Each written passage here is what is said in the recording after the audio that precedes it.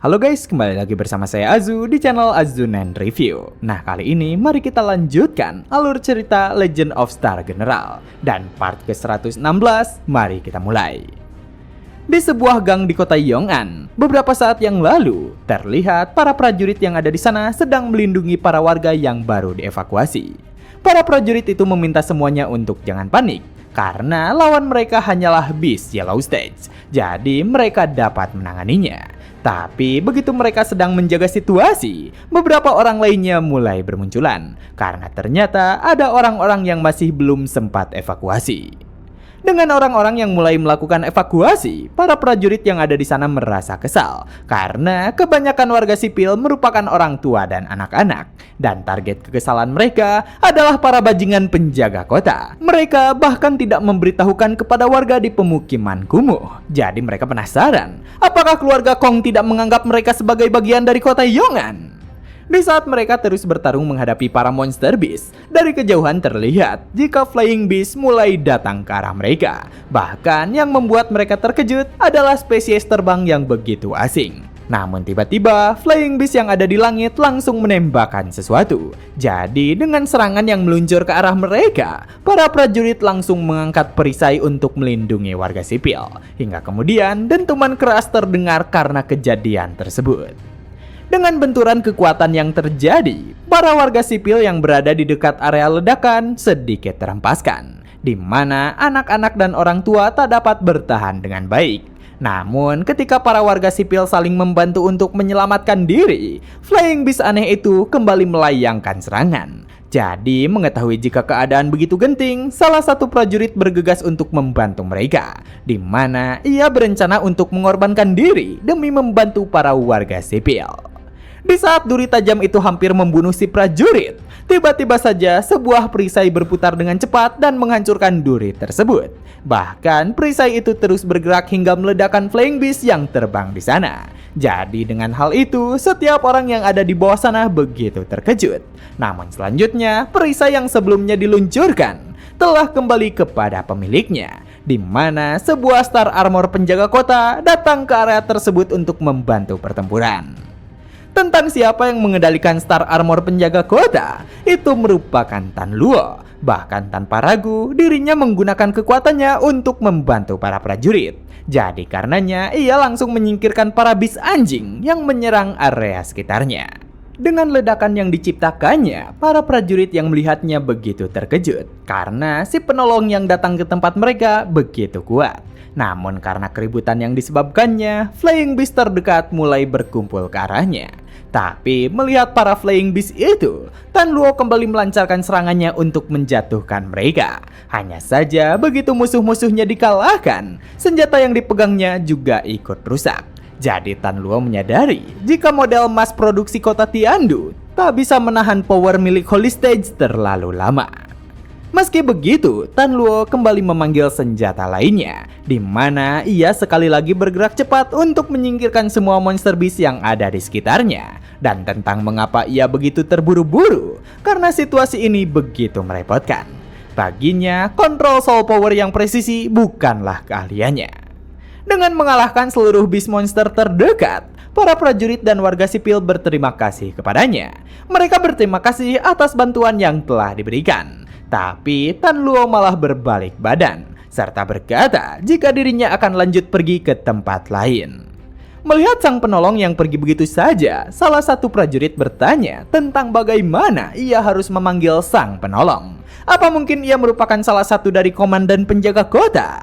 Dan Tan Luo yang pergi terbang, ia memberitahukan jika dirinya merupakan teman dari Song Yunxiang, serta pada akhirnya ia meninggalkan para prajurit yang ada di sana.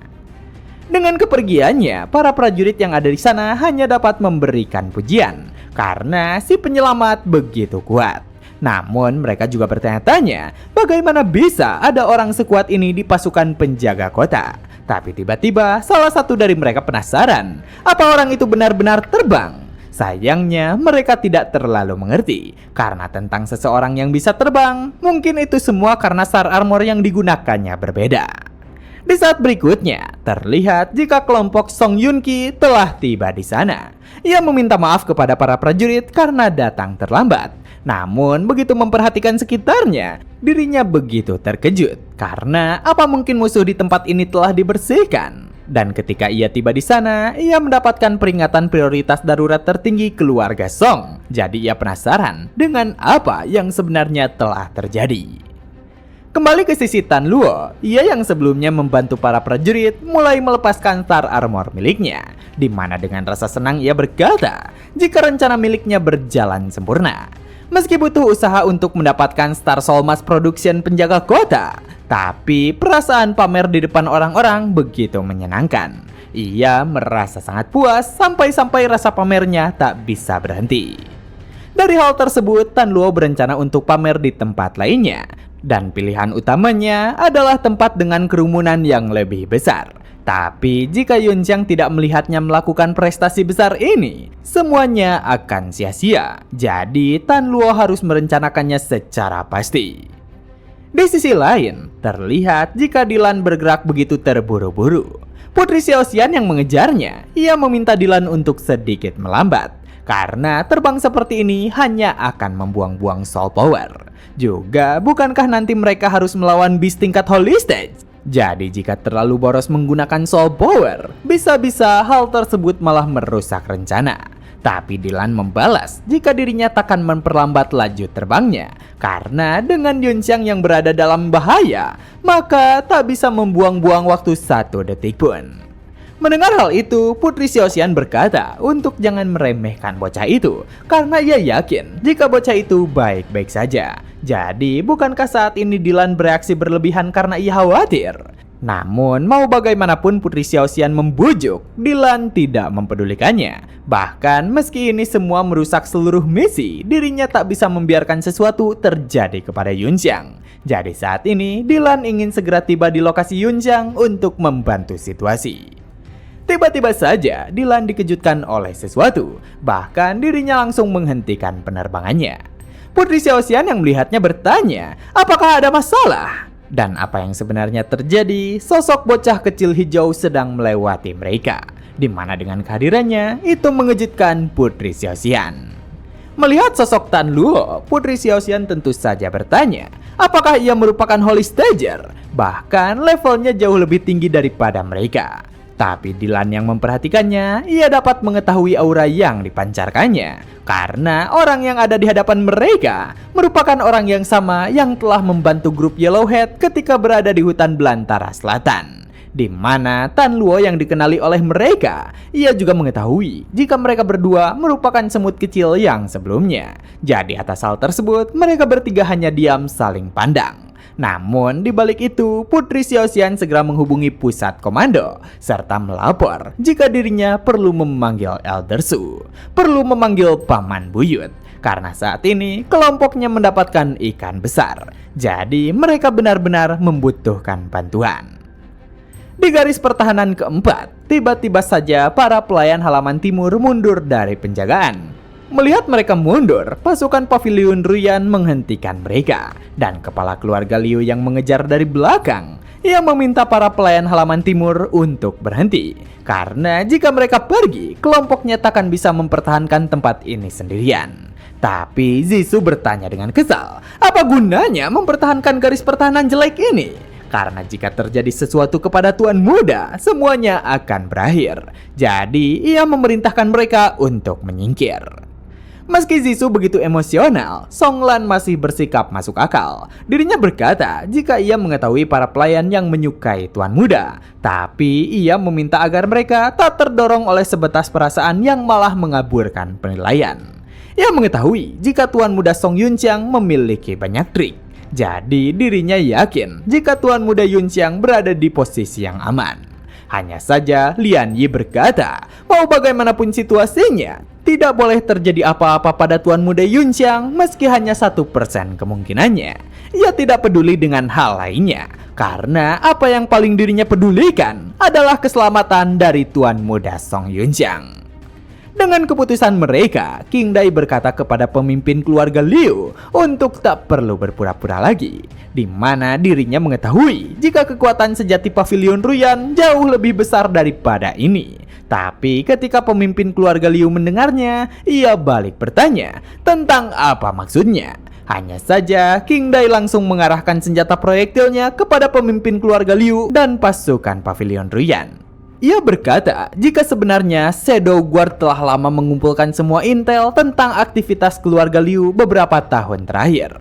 Jadi dengan keadaan darurat seperti ini, King Dai memerintahkan pemimpin keluarga Liu untuk mengerahkan semua personel miliknya demi memperkuat garis pertahanan keempat. Jika ia bersedia bekerja sama, maka mereka bisa membicarakan hal ini secara baik-baik setelah pertempuran selesai. Namun jika tidak, maka aset Pavilion Ruyan di seluruh Nanzhou akan disita.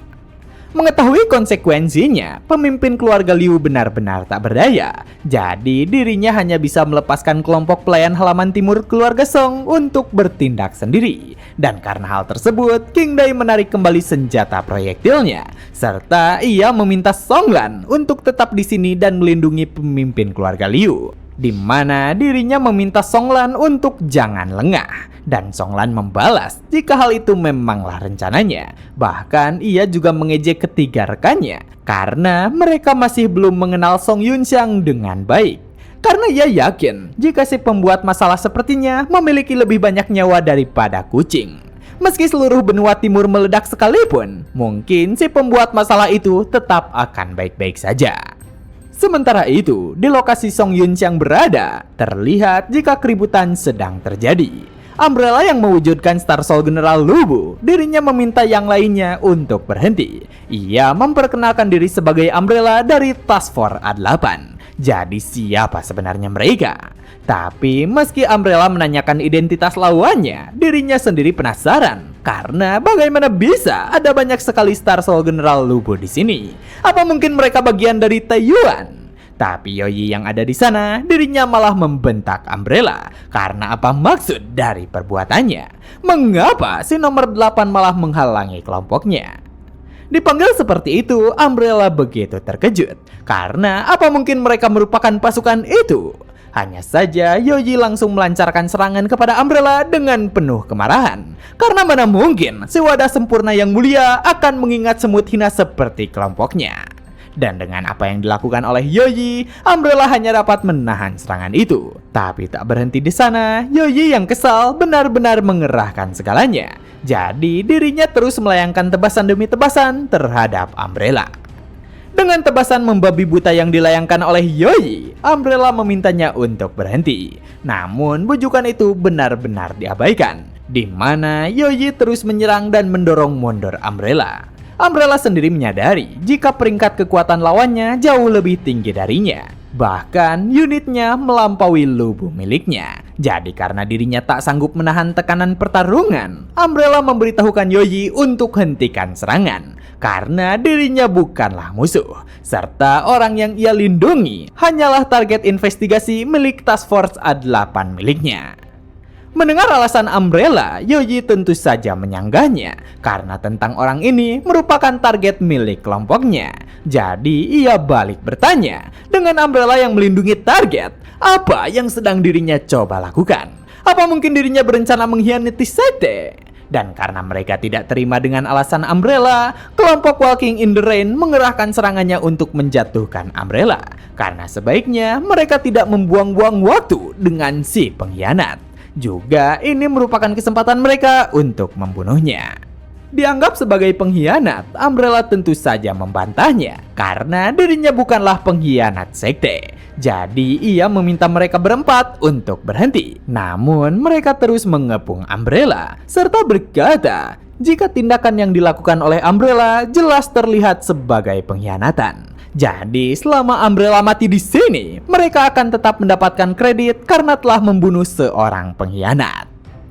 Melihat keseriusan mereka, Umbrella begitu terkejut karena serangan mereka begitu mematikan. Apa mereka benar-benar berencana untuk membunuhnya? Tapi mengapa mereka melakukan hal ini? Jadi Umbrella bertanya kepada mereka, meski mereka berada di tim yang berbeda, bukankah mereka masih tetap saudara dalam sekte? Dengan apa yang dikatakannya, kelompok Walking in the Rain tentu saja tak setuju. Karena bagaimana mungkin sampah cacat seperti mereka bisa menjadi saudara dengan wadah sempurna sepertinya. Jadi sebaiknya ia mati saja di sini. Di saat mereka bertiga sedang mengepung Umbrella, salah satu dari mereka memanggil kaptennya. Karena mengapa ia malah diam saja, padahal sebaiknya ia membantunya dalam membunuh musuhnya. Lalu selanjutnya, mereka akan menjebak sebagai pengkhianat Taiyuan. Tapi Yoyi masih diam di tempatnya. Dan karena Yoyi tidak bergerak, ketiga anggotanya bersiap melancarkan serangan pamungkas untuk menjatuhkan Umbrella. Namun di saat yang bersamaan, tembakan cepat langsung mengarah ke medan tempur, di mana dengan tembakan yang tepat sasaran, hal tersebut membubarkan kelompok Walking in the Rain yang berencana membunuh Umbrella. Dan apa yang sebenarnya terjadi? Itu semua karena saat ini ada seorang sniper yang telah membidik mereka. Di sisi lain, terlihat jika Song Yunhwa dan Zanzan telah dekat di lokasi. Tapi begitu mereka belok arah, Yunhwa begitu terkejut. Karena mengapa ada banyak Star Soul General seperti itu. Dan Star Soul General Lubu yang menggunakan panah, ia langsung membidik serangan ke arah Yunhwa. Di mana tanpa basa-basi, serangan kuat dari Star Soul General Origin telah diarahkan kepadanya. Beruntungnya, sebuah Star Armor datang tepat waktu untuk melindungi mereka. Jadi, mereka berdua dapat terhindar dari kematian. Tapi, Star Armor itu langsung mempersenjatai dirinya dengan Flying Sword, di mana ia mengarahkan pedang terbang untuk menjatuhkan kelompok Star Soul General Lubu. Dengan kedatangan Elite Shadow Guard, mereka langsung menerjang ke arah musuhnya. Jadi saat ini, pertarungan antara kelompok Star Soul General Lubu menghadapi Elite Shadow Guard tak dapat terhindarkan. Di mana mereka dapat bersaing dengan baik meski menggunakan Star Armor Mass Production. Dan karena itu jugalah keadaan di tempat tersebut semakin kacau. Sementara itu, di benua tengah, terlihat jika Song Lang begitu terkejut. Karena apakah yang dikatakan oleh istrinya itu benar? Apakah keluarga Song dimusnahkan oleh gelombang bis yang berasal dari hutan belantara selatan? Istrinya, Juer, membenarkannya. Ia mengaku jika hanya sempat membaca ingatan milik Yunxiang sampai titik ini. Tapi memang itulah yang telah dialami oleh Yunxiang. Mengetahui keadaan sulit di benua timur, Song Lang mencoba mencari solusi. Karena ia bertanya-tanya tentang apa yang harus mereka lakukan. Apakah ada cara untuk membantu? Dan Juer meminta suaminya untuk tak perlu khawatir. Karena ia yakin jika Yunxiang akan menemukan solusi. Di saat berikutnya, tiba-tiba saja Song Lang mendapatkan sebuah ide. Jadi ia bertanya kepada istrinya, apakah ada cara untuk mengirim sesuatu kepada Yunxiang? Jika hal itu bisa dilakukan, ia menyarankan untuk menggunakan secret teknik yang mereka dapatkan dari benua pusat untuk menyiapkan Bloodline Inheritance Secret Teknik. Lalu dirinya akan mengirimkan Soul Jade Star Armor General miliknya. Dan itu semua agar Song Yunxiang bisa menentukan generasi muda keluarga Song mana yang paling cocok dengannya. Dan begitulah part kali ini telah selesai. Jangan lupa like jika kalian suka dengan konten yang kami bawakan. Serta terima kasih banyak kepada kalian semua yang telah menonton video kali ini. Saya Azu dan sampai jumpa kembali di video berikutnya.